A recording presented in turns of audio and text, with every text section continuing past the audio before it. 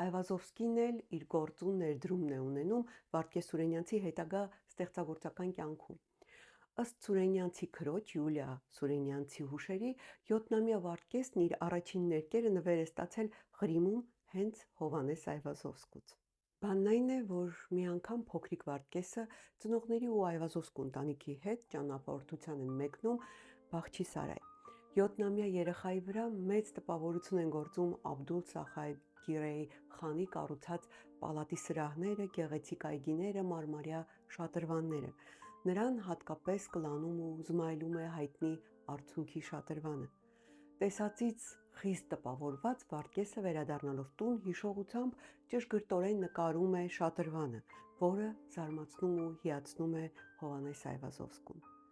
Սա տղան ազգիս պարծանքը դառնալու է, ասում է մեծ տողանկարիչը եւ յուղաներկերի մի տուփ է նվիրում շնորհալի երեխային։ Այվազովսկու կանխատեսում, կանխագուշակում, օրհնությունը չի ուշանում։